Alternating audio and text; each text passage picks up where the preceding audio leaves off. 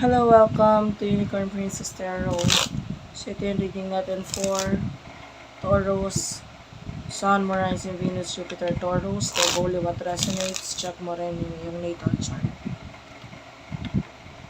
By the way, meron tayong bagong channel, yung Earth Sign Philippines. Since Taurus is an Earth sign, you might want to check it out. Pakasubscribe kami dun, guys.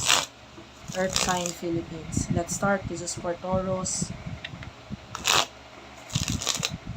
Sun, Moon, Rising, Venus, Jupiter, Taurus.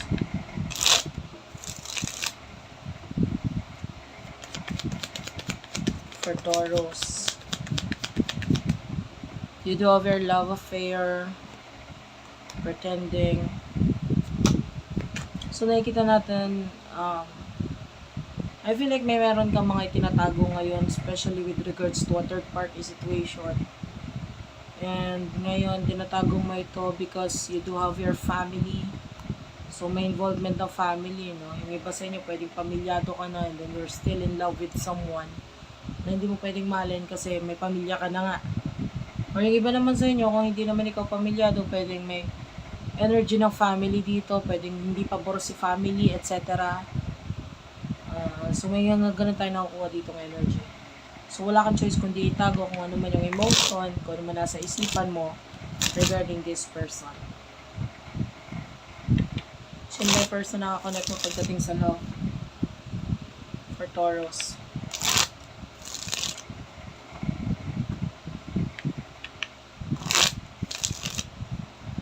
Pa-comment na lang yun so bakit po heart lang, smileys, malaking bagay sa akin. Okay, for Taurus, person na nakakonect mo.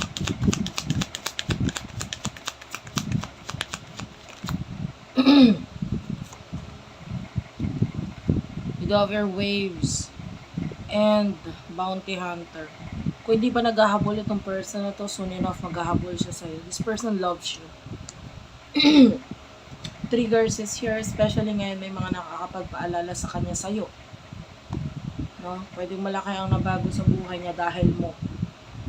Baka hindi ka lang rin babastahing tao para sa kanya. You're someone who is very special para sa kanya. I don't know if you're wearing an evil eye or something. O may ka magsuot sa ng ganon.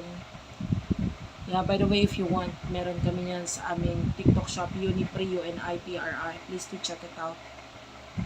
So, ayun.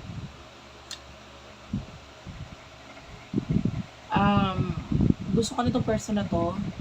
And yung emotion niya sa'yo, totoo yun. No? Pwedeng alam niya na yun, and kung hindi pa nga siya naghahabol, so naghahabol itong person. You are all he or she is wishing for. Anong emosyon ninyo sa isa't isa? For Taurus, please.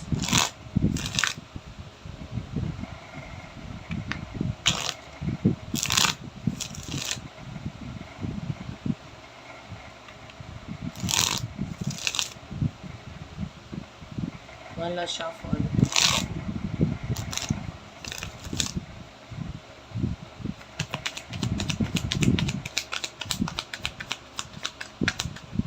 You do have your lockbox.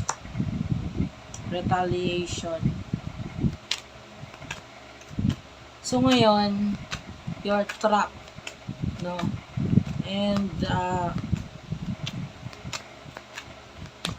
I feel like this is karma na nangyayari sa inyo. If you're dealing with your soulmate, may karma ka pang pinagdadaanan ngayon sa buhay mo. And, you like the person so much. May times na mga tinatry mo na wag mag-focus or wag isipin siya, pero hindi mo papigilan kasi gusto mo nga yung tao. Mahal mo siya. Trap ka lang sa sitwasyon.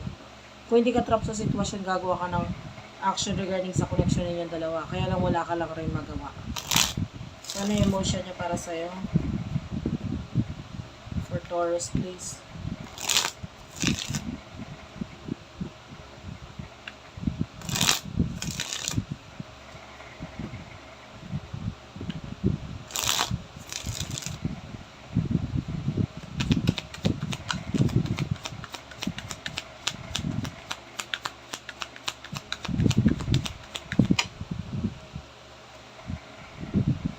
I just saw the word love here. Intervention at saka access granting. Emotion niya para sa'yo, this person is, well, trying to hide. Nakikita natin, pwedeng sa social media naka-private yung account niya whatsoever. And I feel like malaki yung involvement, yung blockage sa inyo medyo malaki. Kaya talagang ikaw at saka siya, hindi kayo makagawa ng action regarding dito. I can see the moon, so that is Pisces energy. So may mga times na mapapanaginipan mo itong taon to, and pag may mga times na dumadating yun, those are the times na talagang matindi ang pag-iisip na ginagawa niya sa'yo. So this person loves you, mahal ka talaga niya. May mga bagay siyang inaabangan sa'yo, like maybe what you post online, any updates na may kinalaman sa'yo. Importante yun sa kanya eh. Naisip niya or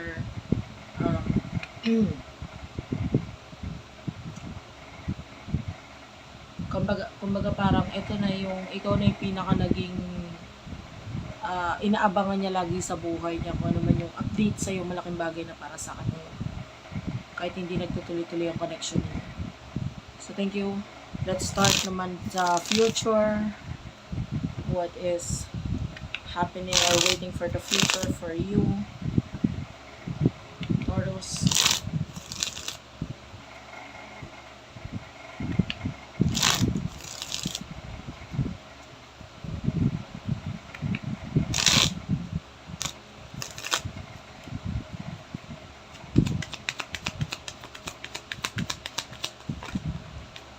Do you have your soulmate and wish?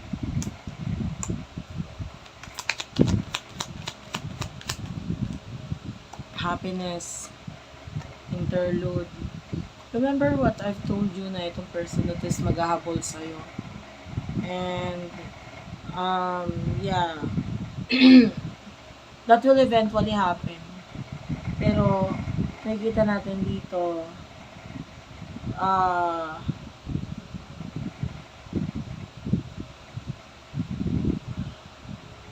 may spiritual development sa'yo eh. Malaki ang tulong na tong person na to para magkaroon ng spiritual development para sa'yo. In the future, you will be very happy. O, kasi kung ano man yung mga bagay na hinihintay mo sa kanya, pwedeng soon mangyayari ito. Or siya mismo magpapakita sa'yo nito mga bagay nito. And this person, yeah, nakikita natin din, there's the sun, no? It's starting to peak or nagpapakita na siya. And sun, it represents happiness. So, yung pagpapakita ng person ito pwedeng magdulot ng happiness sa'yo in the near future. And, yeah, magtutuloy-tuloy na yun. So, that's it for now. Thank you for watching. I love you all, guys. And